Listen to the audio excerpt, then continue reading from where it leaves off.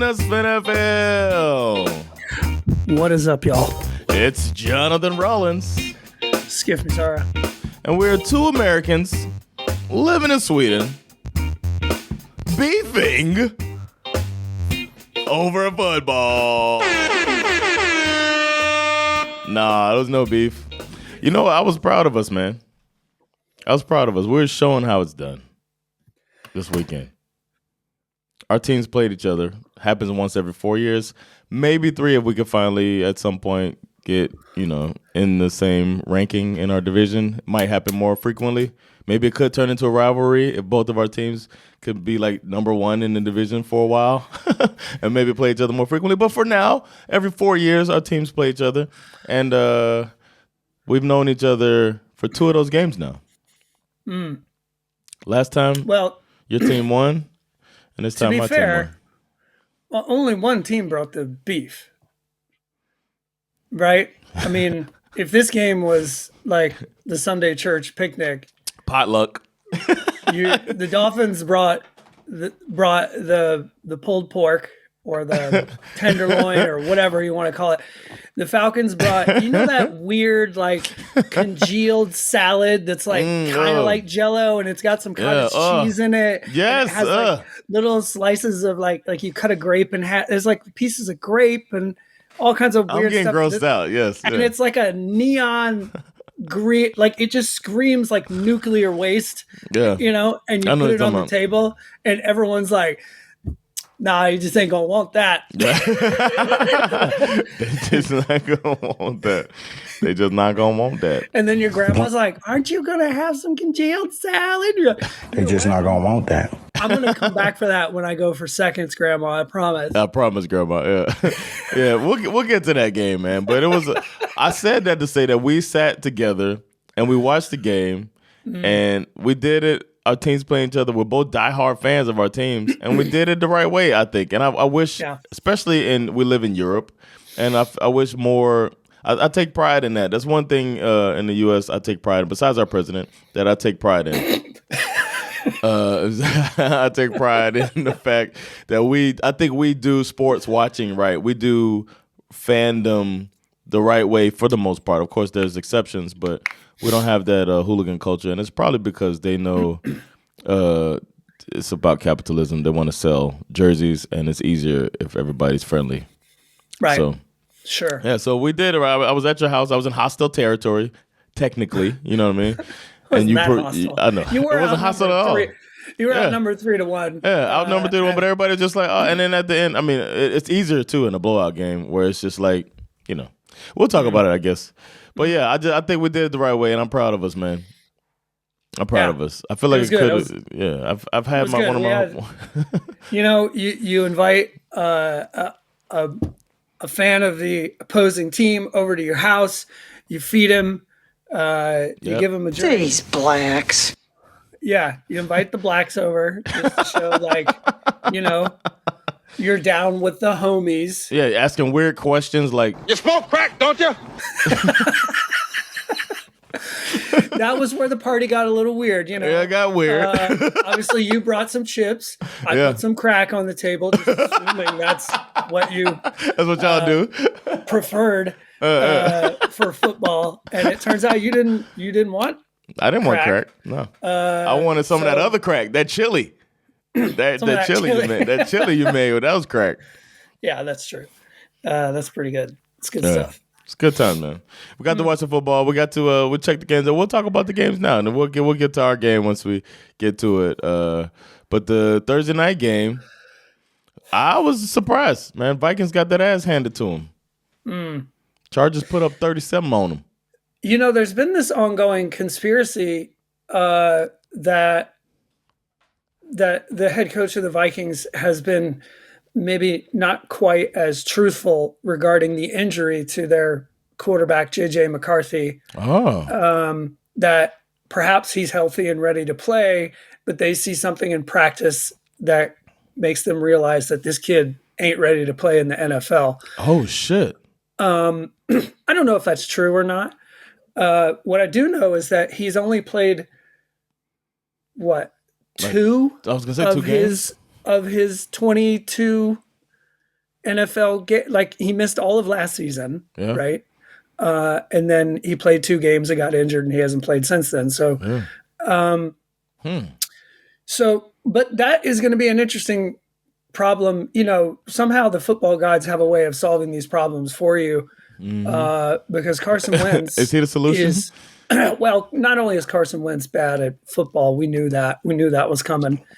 But he is now officially injured and probably I think he's having season-ending shoulder surgery. Oh, shit. There's a lot of bad football from what I watch. So you're either going to put J.J. McCarthy in the game next week, or you're going to roll with third stringer Max Brosmer. Max either way, Brosmer? Never heard of it. What? Yeah, exactly. Wentz did not play well. No. He got sacked 5 times. He threw a touchdown, but he also threw a pick. He only 144 yards.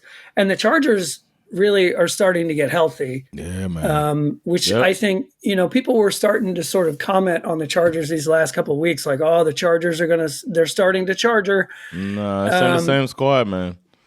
But the reality is that this is a better football team now than they have been in previous years, and they're just dealing with some injuries because they got some guys back, and it made a huge difference. Better all around staff. They got a up and coming defensive coordinator. They got a head coach that does not play games. He hasn't pissed everybody off yet, but for now, he's doing what he does, man. This guy he's that dude. Yeah. Especially you can see it, especially in a guy like your backup running back, Kamani Vidal. 2 weeks ago, he goes off. Last week, not so much. This week, explodes again. 117 yards and a touchdown. Yeah. A lot of people who have, what's his name? Justin Herbert. Like Keenan Allen or Quentin Johnson on your fantasy roster. You were a little upset because they put up, triple zeros. But my guy, Ladd McConkey, bruh. Yeah, he makes these crazy plays, man. Well, not only that, the throw from Herbert, that like you like to cut that honeypot throw where he just drops it right into a bucket in the back of the end zone. Yeah. And Ladd McConkey has got eyes on it the whole time, and he's just like right into the breadbasket. Beautiful. He played great. Man. Another sort of revelatory player over the last couple of weeks is this rookie tight end, Oronde Gadsden. Yep. Bloodline. Is related to someone that you... His dad used to play for the Dolphins. Yeah, exactly. He was a tight end. He's got the dolphin in him. As we say, y'all get the roof. We got it.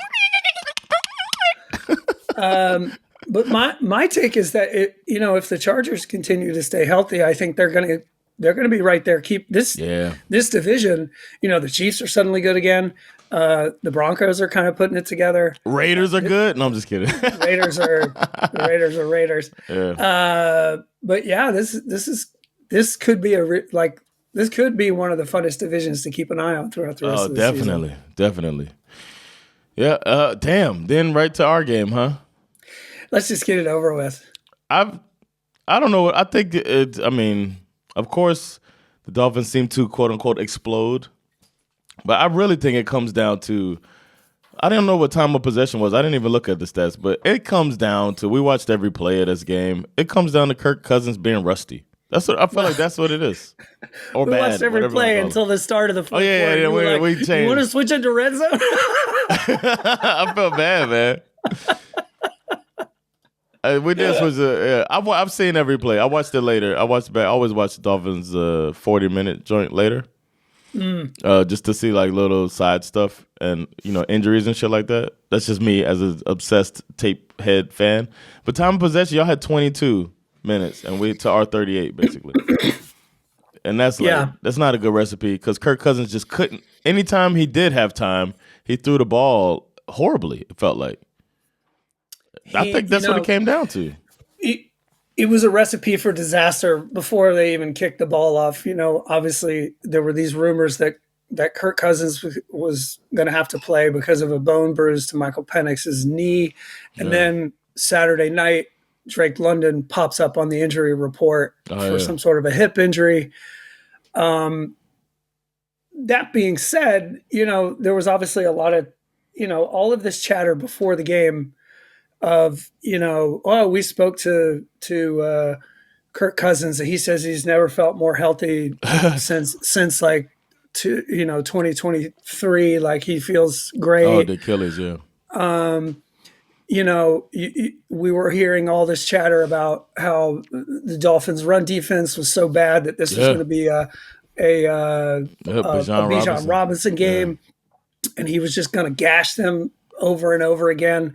None of that turned out to be the case. No, they were all over him, man. I was, Your defense suddenly sort of arrived in week 8 and held Bijan to 25 rushing yards. Crazy. He fumbled once, all by his damn self. Yeah. By his damn self. And Tua also, the thing with Tua, like Tua wakes up Sunday morning with some kind of an eye infection, like he can't even see out of his left eye. Yeah. And that certainly didn't stop him from ripping us to shreds. 20 for 26, 205 yards, 4 touchdown passes. I mean, we made it look and the Falcons supposedly having the number one. Yeah, they kept saying that.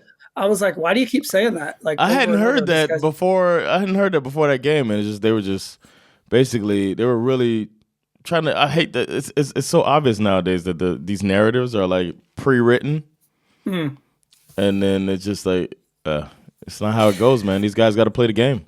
The reality is that the Falcons are what we always have been for the last 10 years, which is we're a team that you just can't trust. You know what I mean? It's like.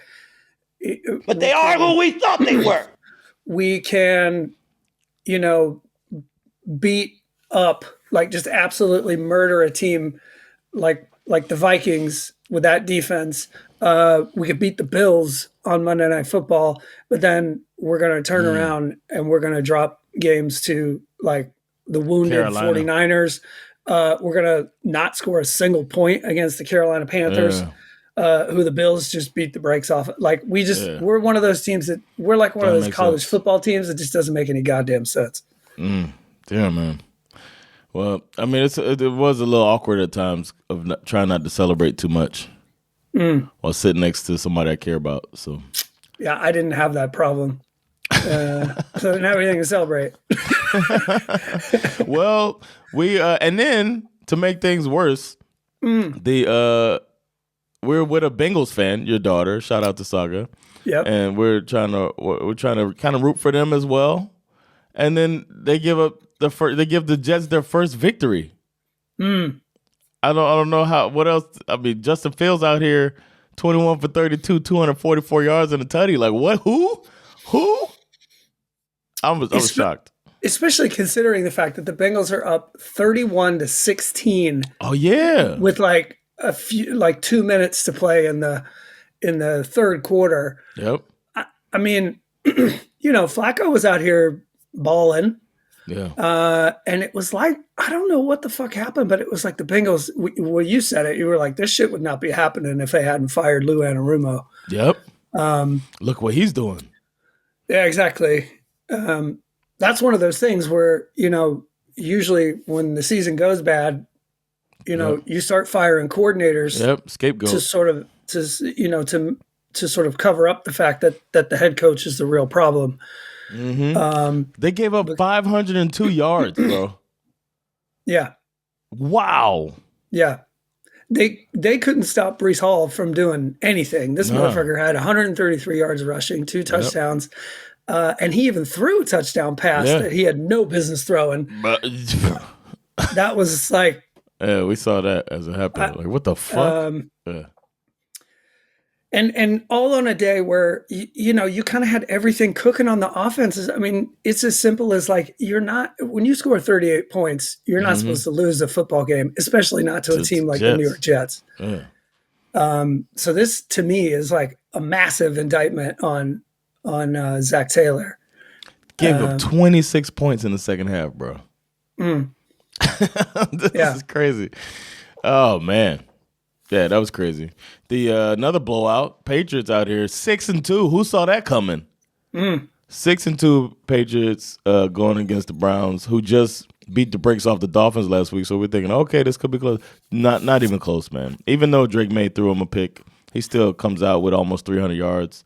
Dylan Gabriel was like, I'll see your pick, and I'll raise you too.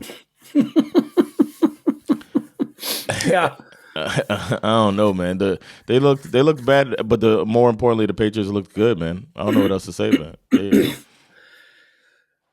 I mean, there's a lot of rumors swarming around the Browns right now. This Dylan Gabriel situation is, and it really kind of sucks because it's like, you know what?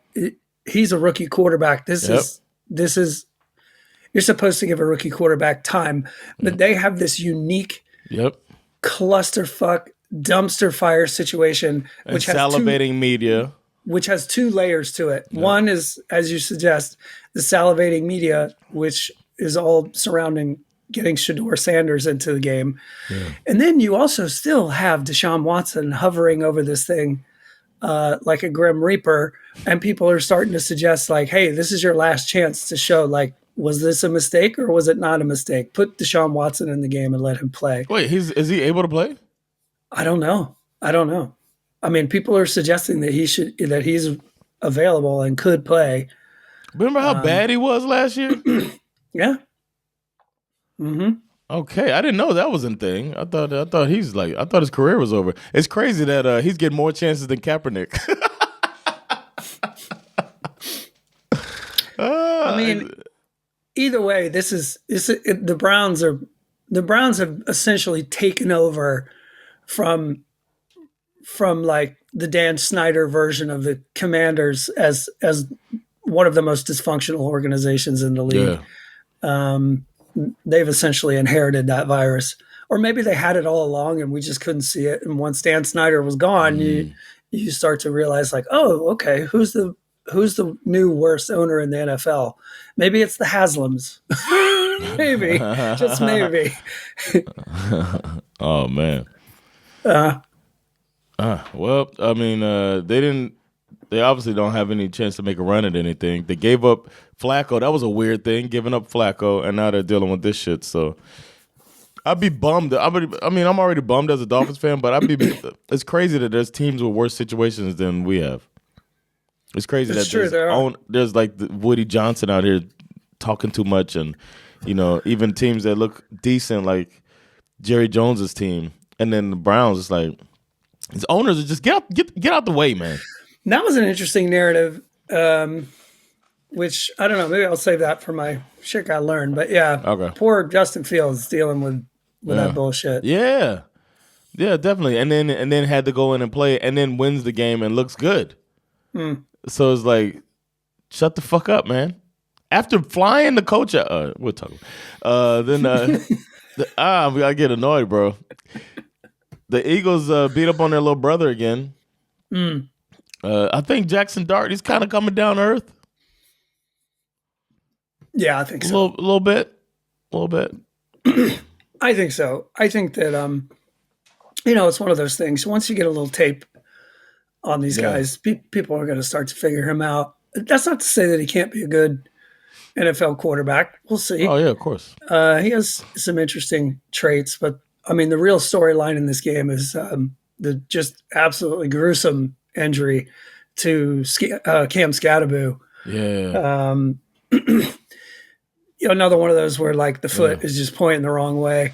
He's such a freaking animal. There were reports from some of the players who were saying that he was basically telling his teammates like, hey, pick me up. I want to walk off the field. And they're like, bruh, your foot is pointing. Have you seen your foot? You ain't walking nowhere. It makes me uncomfortable, man. I get all awkward. Yeah. There was obviously a lot of chatter in this game about how were the Eagles going to play without A.J. Brown, who was sidelined with an injury. But they were just fine because, I mean, look at this motherfucker. Saquon Barkley only had 14 carries. That's crazy. 14 carries, 150 yards, and a touchdown. I mean. Is he okay? He had a hamstring injury, right? Yeah, I'm not sure. We'll see. He also had a receiving touchdown as well. Dallas Goedert had 2 touchdowns. He was open all day long. They had 2 rushers with over 100 yards. You know what? Yeah, exactly. They had Saquon leaves the game, tweaks his hamstring. Tank Bigsby comes in and gets 104 yards. It was like, I remember seeing a couple highlights from this game when we were watching, and they weren't getting touched until they were almost at the 3rd level. Man, that offensive line was plowing people over, and that's and their general manager said it. Man, we start inside out. Just how we operate, and that's what the key is. And these teams don't get it. Yeah, absolutely. Man. Shout out to Tank Bigsby.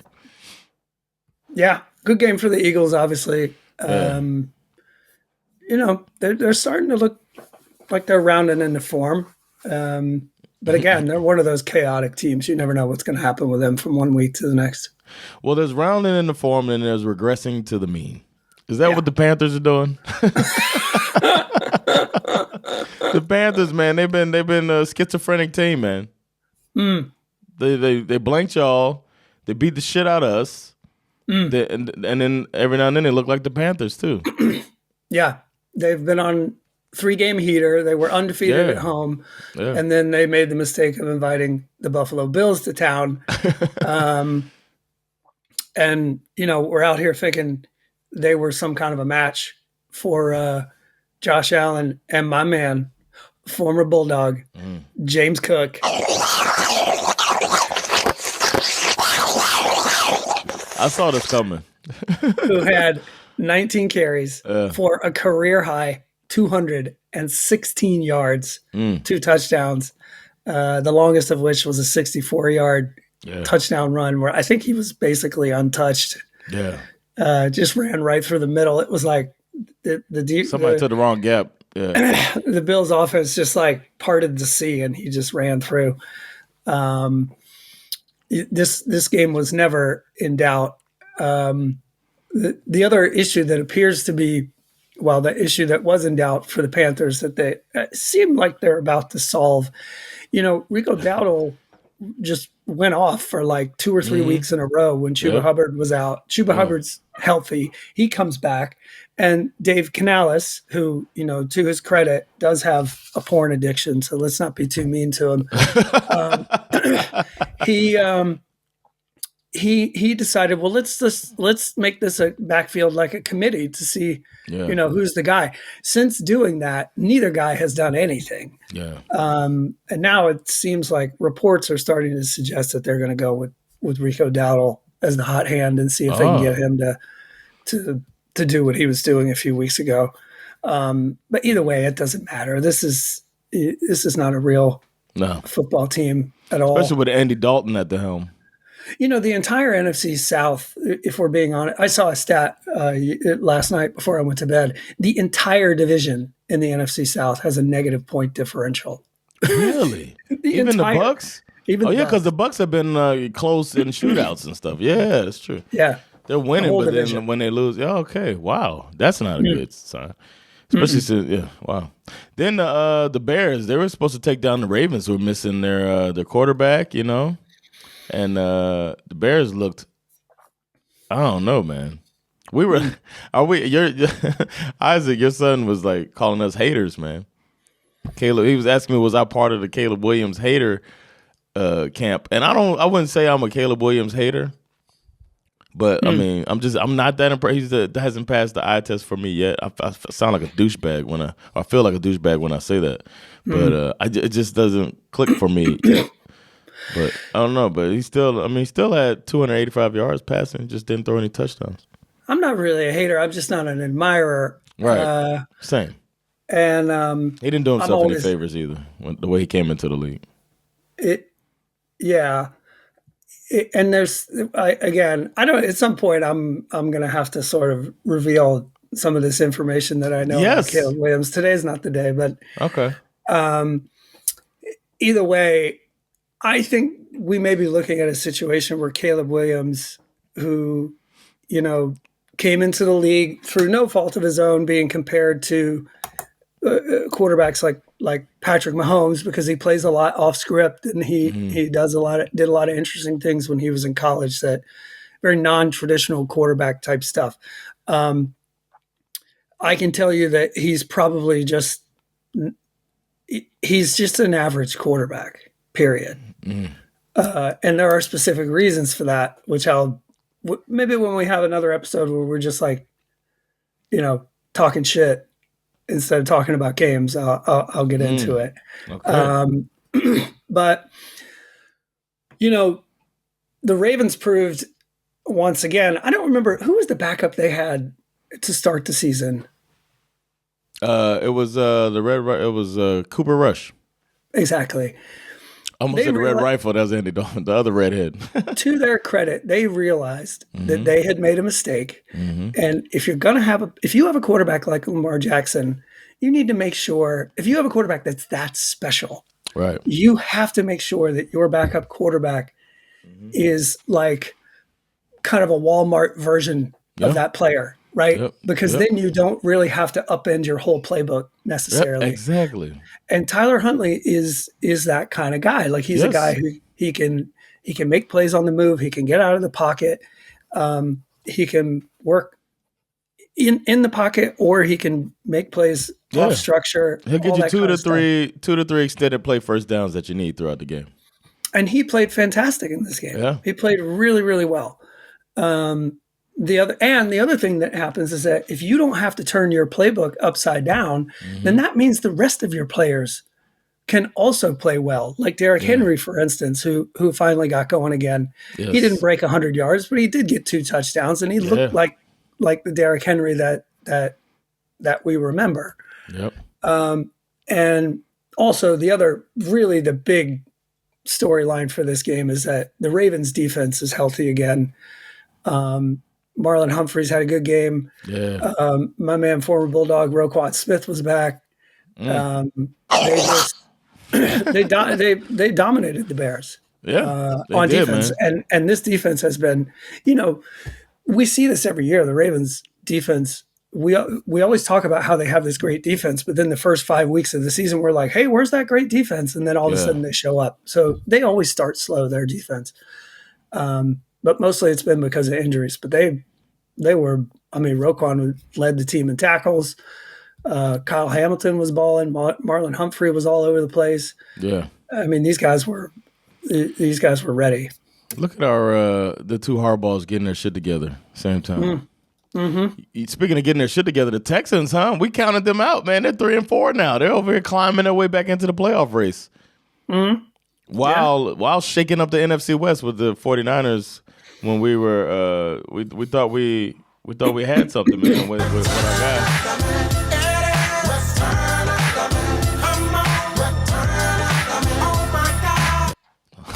He had a rough day. Yeah. I felt like every time they cut, because we were watching the Falcons game, but we had Red Zone on for the kids. And every time they cut to this game, Mac Jones was in trouble. He was getting beat down, man. And the last few weeks, man, he's looked like a light Baker Mayfield light, where he's limping to the sidelines the whole time and looking hurt. Yeah. But this one, they just had no answers for that Texans defense. And then the Texans offense was actually putting up more points, man. I didn't even look at that. I didn't realize that 15 points, the Texans have to be averaging, that the defense has to be still around 15 points a game for all of the season. I didn't do the math, but it's what it's looking I think like. You're right. I think they're best in the league as far as points allowed.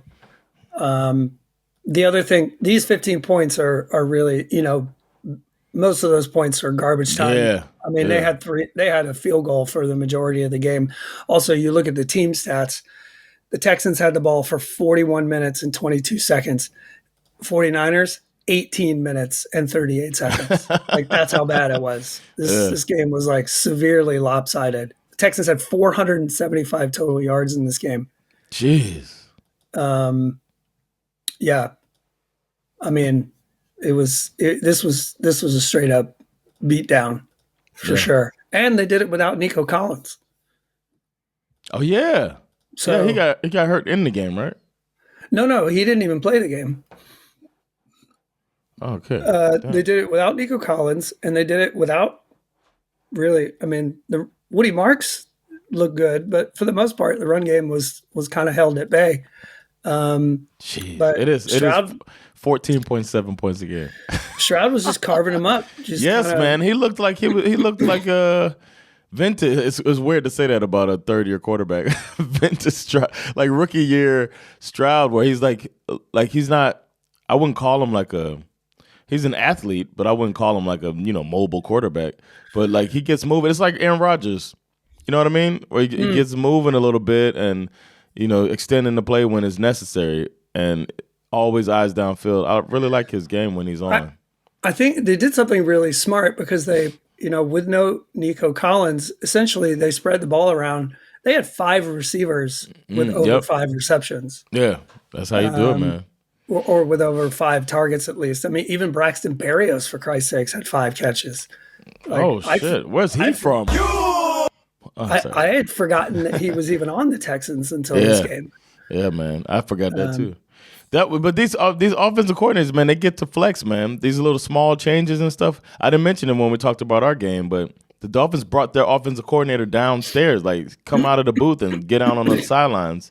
And they said that maybe that's what helped because he's a problem solver type of guy and sitting there with the players to like talk about instead of trying to go through the coach. You know what I mean? Little stuff like that helps, man. Yeah, the Falcons did that, and it worked for like one game. So we'll see. No, I mean the point of like trying to do different things instead of Yeah. SveNFL is proudly sponsored by Brisket and Friends. Brisket and Friends is the best barbecue in Sweden. Brisket and Friends. Barbecue so good make you want to slap your grandma.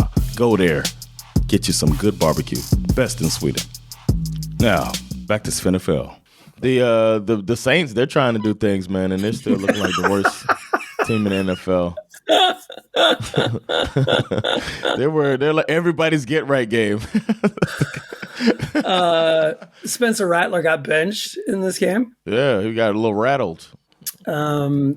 Which means that they are the man with the most punchable face in the NFL, according to Jonathan Rollins, has a quarterback decision to make. Oh, man. And has said as much in the press that in the coming days, they will be making a decision as to whether they're going to start Spencer Rattler or Tyler Shuck. Because I don't even remember at what point Tyler Shuck came into this game, but he outplayed Spencer Rattler. I can say that. They both threw a pick.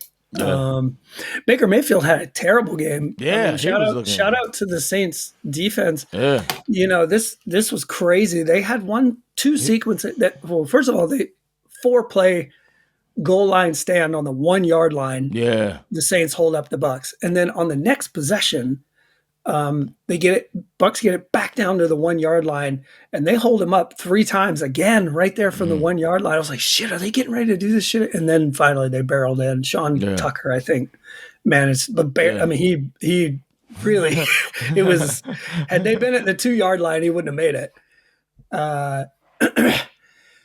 So barely. The defenses came to play. This game was won primarily because, turnover.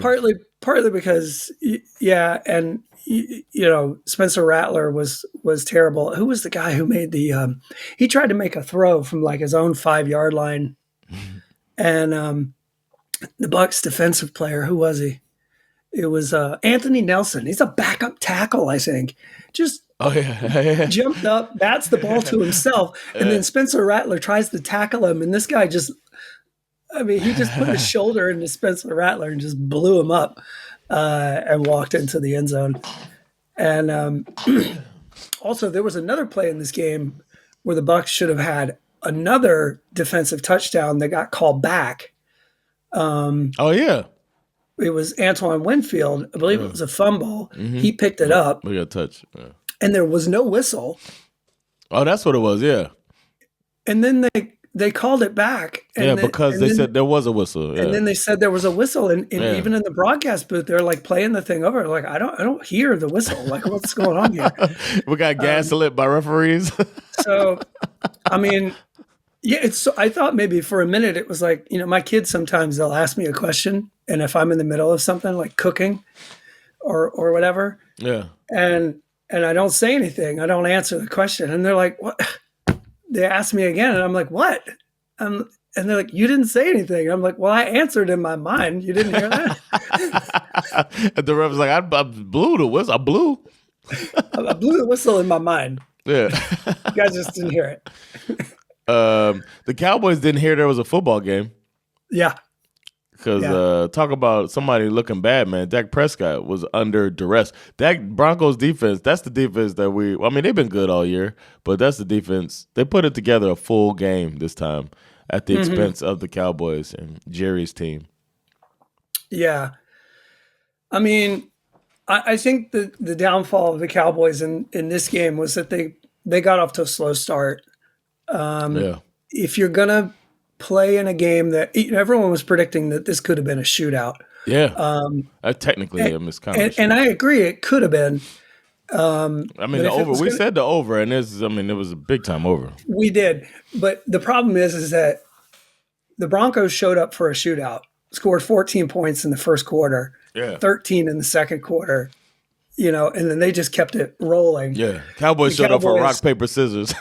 Yeah, the Cowboys didn't really show up for that, and they got it cooking a little too late, and the Broncos beat that ass. Yeah. Damn. And it's left Jerry Jones kind of. I mean, he's been saying for weeks now that he's going to trade for a defensive player before the trade deadline. But honestly, I don't think one guy is going to fix the problem. I think one guy would have helped, but he was already on the team. He should go out and get like one of the top players in the NFL, defensive player. I would say I saw this guy, man. I don't know if he's heard of him. Micah. Yeah. It's a shame they couldn't get their hands on a guy like that. The Colts, man, continue to shock the goddamn world and make, man, Daniel Jones. He was on the. You said he was on the. What team was he on? Is there a team that let him? Like, who turned their back on this guy? Was it the Vikings? Yeah, they have a quarterback issue right now, and Daniel Jones is out here looking like a top 10 quarterback in the league. The Vikings had Sam Darnold and Daniel Jones in the building. Yeah. And look what they're dealing with now. Daniel Jones out here, 21 for 29, 272, 3 tutties.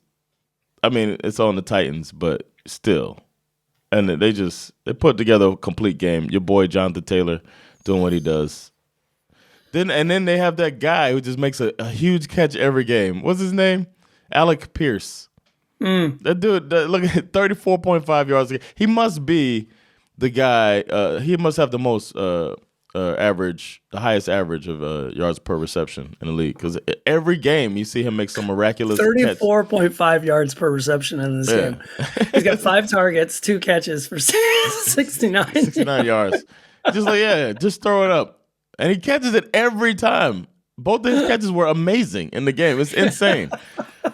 And somebody like Daniel Jones, who's prone to throw like he do some gunslinger type shit. That's the guy you do it to. They're like, all right, Daniel, if you're gonna gunsling it, throw it to Pierce, man. He'll do something.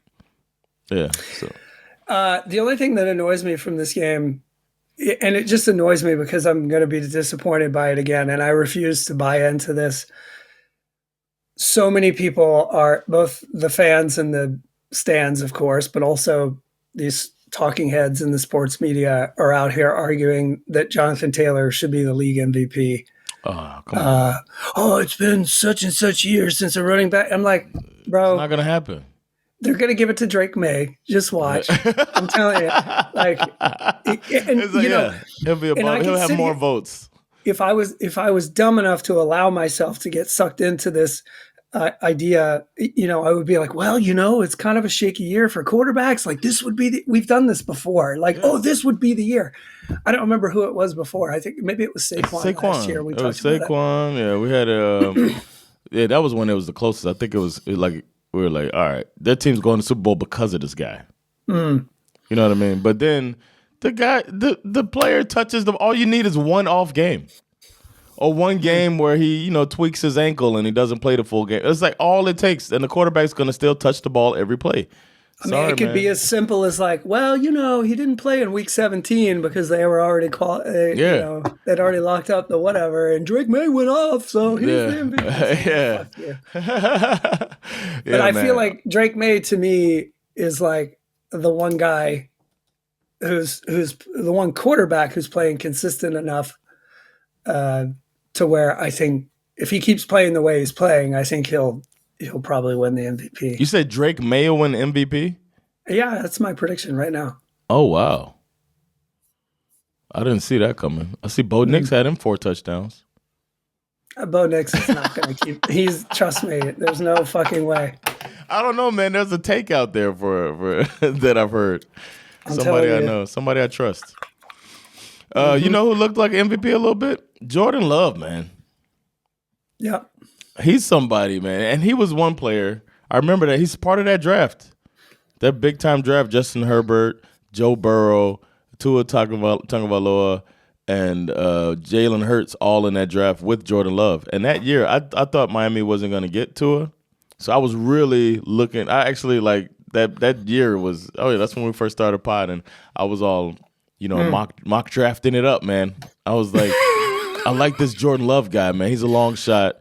I thought Tua was going to go early. Burrow, Tua, and Herbert were going to be like top 3. So I was like, instead of Hurts, man, let's go for this Jordan Love guy, man. They're saying, he's a project, but blah, blah, blah. And now he's flourished, man, into when he's good. I mean, sometimes he's a typical Green Bay quarterback. So, with the not in the darkness. There's a lot of fascinating things about him. One is that the Packers continue to illustrate that some of the mindset from the way football teams used to operate still makes sense. The way you draft a guy, you sit him for a couple of years. Yeah. Don't throw him in there right away. Like, you're just asking for, like, a guy, like, look at someone like who the fuck, I don't care who you have as your rookie quarterback.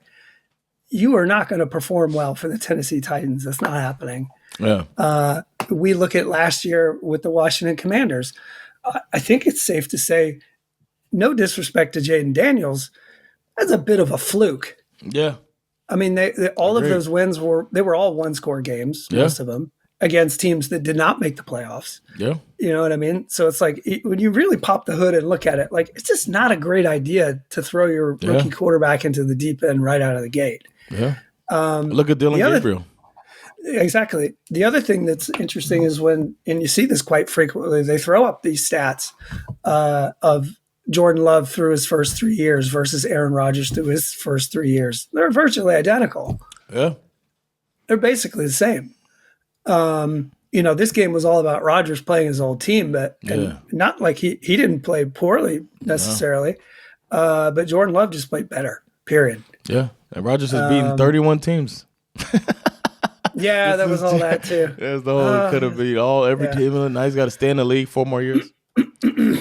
And obviously the difference in this game was, again, I said it last week.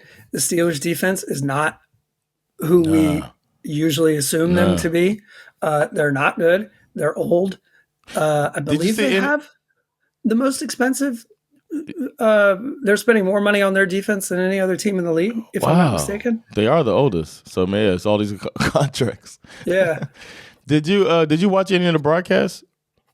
Like, did you not watch, really? No. You weren't listening. Okay. I was so annoyed. I hate when the goalpost gets pushed around. But they kept talking about how Rodgers is moving like he used to. And I'm like, if y'all don't shut the fuck up, they're acting like he's like this mobile dude because he took a couple steps to the right. Stop it, y'all. He's still a 40-year-old man playing quarterback against these 22-year-olds and shit. Like, relax, man. It's fun. Okay, he isn't as hobbled as he was coming off an Achilles injury, but he's definitely not what he used to be. Stop it. It's just like, I hate this, man. That's why. And to make matters worse, those throwback uniforms for the Steelers should be outlawed. Those are horrible. Those are absolutely horrible. Yeah, they always do that. Normally, I love a throwback uni, but that one. Theirs is bad. Theirs in Cleveland, right? Doesn't Cleveland have an ugly ass one too? Maybe, yeah. Sometimes, it's the teams that have been around for actually 100 years. Like when they do their throwback uni, it's like, bro, yeah, what would they think? A lot's happened in 100 years. Y'all need to leave that shit in the past. Speaking of the past, Marcus Mariota. I'm looking him out. Can I tell you the funniest headline I saw before I went to bed last night was the last time Marcus Mariota played the Chiefs, he threw a touchdown pass to himself. When he played for the Titans. And I was like, bitch, that's like a once in a lifetime situation. There's no way that's going to happen again. No, and it did not. No, it did not. He was 21 for 30, 1 touchdown, 2 picks, a couple of sacks. Mahomes is he's just fucking back, bro. Yeah. And one of the picks he threw was tipped off of I think it was Kelsey. One of them, they tipped it up. Same as Mariota. Wasn't it Debo tipped one up to the other guy too. It didn't. But this wasn't even close. Yeah, this wasn't even. It didn't even matter. This team is so fucking back. It's like it's insane. Pick your poison. He's got a full complement of weapons. He's got 93 yards to Rashee Rice and a touchdown, 99 yards to Kelsey and a touchdown. Kareem Hunt caught a touchdown pass. Whoa! It don't get no better than that, baby. Believe Kelsey tied the record for most. Was it most touchdowns or most yards as a Chief? Who was it? Was it as a Chief? Okay. Yeah, something like that. Wow, that's what's up. You got Taylor Swift in the building. Everyone's partying. These guys are just rolling over the Commanders 28-7. Yeah. This is exactly what I thought the Commanders were going to be this year. Yeah. Like I said, last year was this was probably one of my best takes before the season started. You look at the way they won football games last year. That is never sustainable. 2 years in a row, winning 1-score games against teams that aren't good enough to go to the playoffs. When you come back the next year, people fucking figure you out. And even though Jaden Daniels didn't play in this game, I don't think it would have made too much difference, to be honest. No, I don't think so either. Especially like the defense gets overshadowed by the fun and the sparkles of the offense, but when they put it all together, man, they might be back in the big game, man. It's crazy. I don't see any reason why not. Again, this division is going to be one of the most entertaining divisions to watch. Because definitely. You got both the Chiefs. Got a slow start. Both the Chiefs and the Chargers are at 5-3. Yeah. Are the Broncos also 5-3? 6-2 actually, because they haven't. Yeah, they're 6-2. They had a bye week. So. Hey, they're at the top then. I mean. Yeah. And then the Raiders, who knows, man? Who knows? They might go on a run. I know. Yeah, good point. We got our superlatives, man. That was all the games. We got our superlatives. Real MVP, I think we're going to agree on it. So you can go ahead and say who your real MVP is. Or I can say, I mean, it's up to you. I know it's the same guy. I don't know if it's the same guy, but, anytime somebody runs for 216 yards and 2 touchdowns. That person would normally be my MVP. But throw in the fact that this man is my former Bulldog, James Cook. And,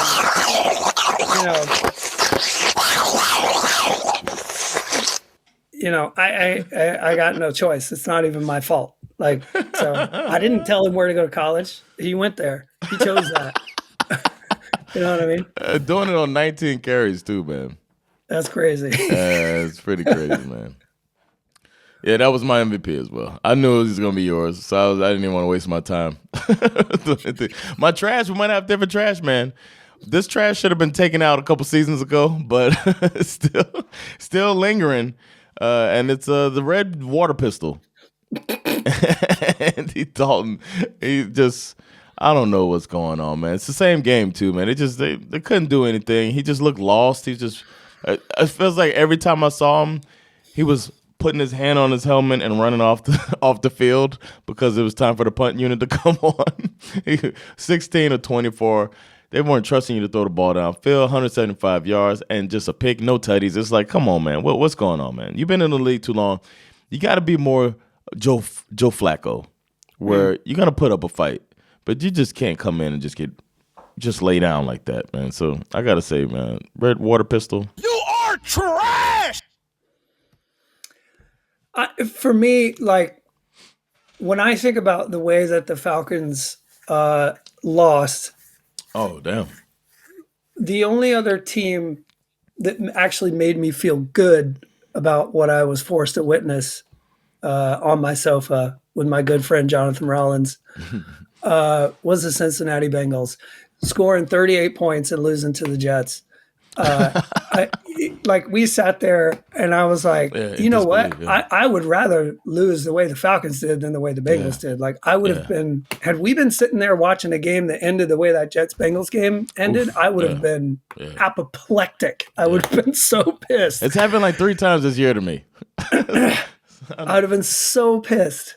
Yeah. That would have been the worst way to lose. And it's just an absolute indictment when again, as we said, you're scapegoating Lou Anarumo because you had a shitty season last year, and then you lose a game like this. Yeah. And I just feel like the Bengals are not the type of team to fire their coach in season, but I just don't really see how Zach Taylor survives another year. I don't understand it, man. Don't forget, man. I know you took a break from the NFL a few years. I don't know if you were around when they had who was that coach? Marvin Lewis. And they kept going to the playoffs and losing in the first round. They did like 5 years in a row. It was insane. And then they finally let him go. And then they had Hugh Jackson, right? And then they like only win. Was it the Bengals? Only won one game, or was it the Browns? I'm sorry, I'm mixing them up. I think that might have been those two teams feel interchangeable to me sometimes. But it felt like neither one wanted to pull the trigger. But then it turns out Hugh Jackson was getting paid to lose and all that shit. But yeah, it's just a shame. The whole Ohio deserves better, especially when you have the Ohio State. Like you got this college thing going. Let the pros do it. I don't know. Shit got learned. I actually got a shit got learned this week, man. It's good. Is there a milk take in one of my what I thought strongest epiphanies recently? I have had an epiphany that the NFC is better than the AFC. I was even going around thinking, like, you know what? We could just sometimes we'll justify bets by saying they're gonna win because NFC has surpassed the AFC. Don't forget. NFC has surpassed the AFC. There were 8 interconference games this week. Vikings, Chargers, Dolphins, Falcons, Bills, Panthers, Ravens, Bears, Texans, 49ers, Broncos, Cowboys, Steelers, Packers, Chiefs, Commanders. The only NFC team to win any of these interconference games was the Packers over the Steelers. The AFC came out swinging and put my epiphany on hold at the very least. That's my shit got learned. The NFC, I thought they were back, and they were not. Oh, another thing, honorable mention. I meant to talk about it when we talked about the game. Packers, Steelers. I mean, are they not the best 2 organizations in football? When we watched that game, one thing we got to see is a team owned by the fans, and another thing we got to see that we didn't get to see, is a cutaway to a cheerleader, because there are 2 teams in the league that do not have cheerleaders. And I think that, to me, makes them 2 of the best franchises in the league. And it's just hard not to root for those types of teams. The Steelers are known for having the most lady fans, and that could be a part of it. You know, it's funny. I saw a clip yesterday that made me think of you, and made me imagine that you would throw up in your mouth if you saw this. I was scrolling. I don't really fuck with Facebook much anymore, but I go every once in a while because sometimes I get messages there. Is this about the Falcons and Raheem? No. Okay. Well, first of all, I want to say shout out to our listeners who were checking on me on Facebook. There were a couple who chimed in and said, "Has anyone done a wellness check on?" I was Schif there. I was there, y'all. I was there, looking out for Schif. He was okay. So I appreciate you guys being concerned for my well-being. But the other thing that I saw was this clip. It was a clip from I think it was from the 70s or the 80s or something, and you could hear the broadcast, and the camera angle was of the Washington Redskins at the time. And they were showing the Redskins cheerleaders' new uniforms which were essentially backless. And it was just ew, gross. Yeah. Like the announcer guy was like, "Well, yeah, those are pretty nice. Nothing wrong with a little sex and football." I'm like, "Oh, bro, come on, man." What are you doing? And at the same time, well, how come ladies don't want to watch the game? And then he thanked the Dallas. He was like, I guess we have to thank the Dallas Cowboy cheerleaders for getting it all inspiring started. some of these other teams to mix it up. But I was like, ugh, bro, you're disgusting. And they're mad that there's male cheerleaders. Fucking pieces of shit. Okay, my shit got learned is I think we may have finally seen the play that could lead to the death of the tush push. Okay. There was a moment. No, there was a moment in this game where they ran the tush push. Hurts is okay. The Eagles run the tush push. Hurts is trying to reach across the first down marker, and Giants defender Kayvon Thibodeau rips the ball out of his hands. The whistle had not been blown for forward progress. No knee was down. It was clearly a fumble, and the refs just fucking missed it. They just completely missed it. They didn't see it, and because they didn't see it, they did blow the whistle for forward progress, but that is not a reviewable play. You can you cannot review a play to check the whistle for forward progress. So because they didn't see the fumble, they couldn't go back and look to see if he had gotten the ball before they blew the whistle. How do they win all of these? They get away with false starts and it's too much, man. To me, that might have been the one, yeah. I think this is going to be the one where it's going to be like, look, we have proven time and time again that the officials on the field cannot officiate this play.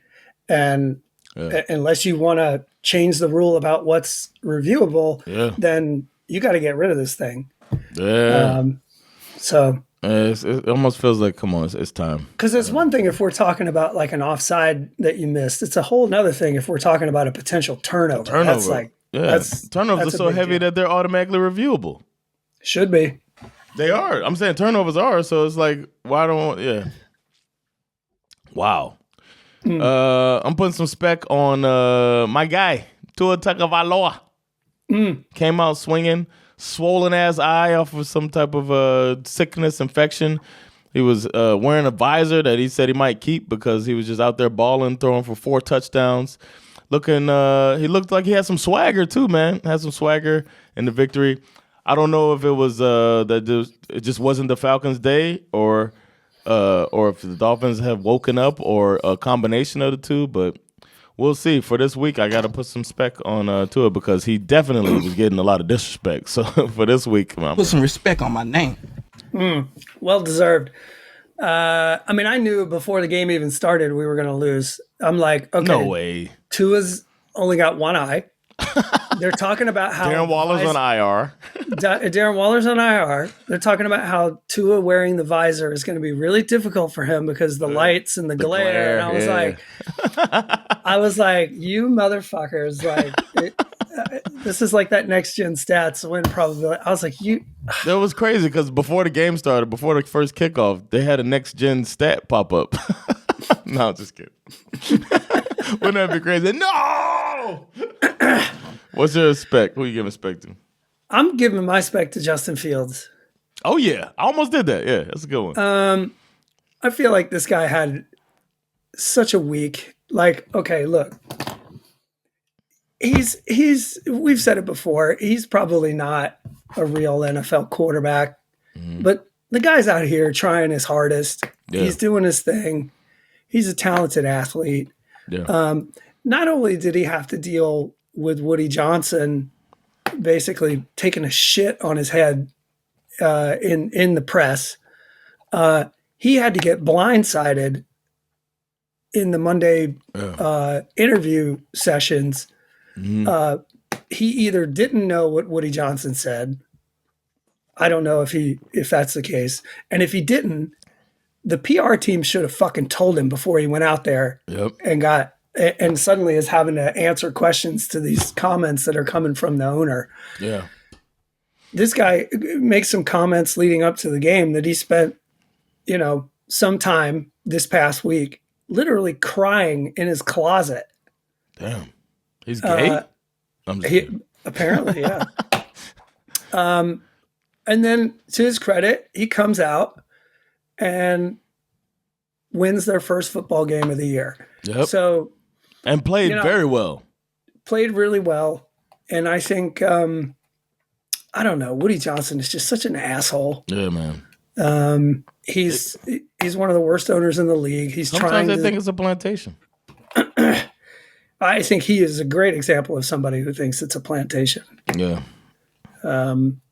So for me, I think this week Woody Johnson is part of my trash, but also Justin Fields. You got to put some respect on this guy. If Woody put some respect on my name.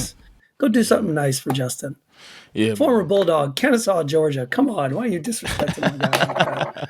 Yeah, man. But then he clarified it all after the game. He got his first victory, and it was all because of God. So that's good. That's true. God. Maybe God saw him in the closet like that. He was like, come on, man. Get yourself together. Justin. Yeah. The scariest AFC team, I got Chiefs. NFC, I got Lions. What you got? Yeah, I agree. For Halloween, man. Halloween's coming up. We got our scariest teams. Yeah. Chiefs and the Lions. That we might get the Super Bowl we want, man. The Super Bowl we deserve is a Chiefs-Lions Super Bowl. That would be fantastic. That would be so fun. That would be really fun. We'll see, man. We'll see, man. I don't know, man. We'll see. I can't find it. God damn it. I've got controlled fury, and I'm ready to go. Are you? Yeah, Dan's ready. I mean, he's coming off a bye week. He's really ready to go. That's true. Who do they play? I don't know. But I know play he's the ready. Vikings. Ooh. Man, speaking of ready to go, we're ready to go, man. Wrapping this thing up. That was week 8 is in the books. It's time to get ready for week 9. We'll be back with predictions for week 9. Until then, y'all take care, man. I've been Jonathan Rollins. Skif Mizara. With SveNFL. Peace. Lady all.